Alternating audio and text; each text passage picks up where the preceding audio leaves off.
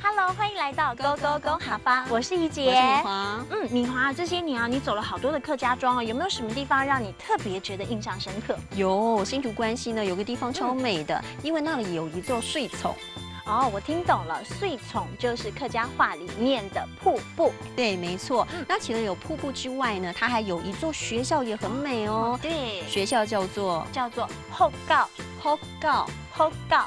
那其实要到那个学校呢，必须要爬点山，爬山叫做客山。那如果说呢，爬山其实是有益身体健康的，这句话怎么讲呢？叫做较远客山对身体较好。较远客山对身体较好。对，其实呢，在这样的当中呢，我们就要跟着 Go Go Go 哈发的镜头一块去爬山喽，爬山去喽。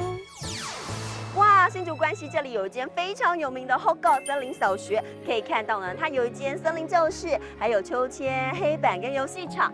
在这里念书呢，是很多人的梦想哦。它除了很美之外呢，还可以 K 伞，可以吸收芬多精，很多人呢觉得这真的是一个好地方。先生，你也是来 K 伞的吗？是啊，我是来这边爬山的。怎么会喜欢来这里爬山啊？因为这边的森林呢很原始，然后空气非常的好。这爬山来回大概多久的时间？大概1个小时左右就可以走完全程了。哦，哎，你有听说上面有一座瀑布吗？有啊，上面有一个瀑布叫做马偶都瀑布，非常美丽。那到瀑布大概要多久的时间啊？大概只需要30分钟的时间就可以走到了。那不远呢。对啊，很轻松愉快就到我们马偶都瀑布了。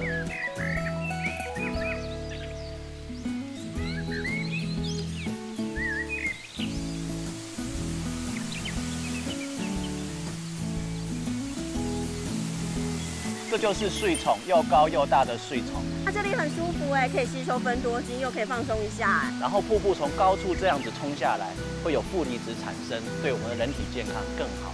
好舒服哦。对。哇，如果能够在有这样的水丛的后告里面念书，一定很开心哦。真的，在这个后告里头，真的会觉得好像回到小时候哦。我们赶快来帮大家复习今天的客家话吧。好啊。瀑布叫做水丛。那如果是学校呢，叫做后告。那爬山呢，客山。那给大家的建议是，我们要多爬山，有益健康。较远客山对身体较好。较远客山对身体较好。耶！今天 Go Go Go 哈发带健康给大家，我们下回再见喽！再见喽，拜拜。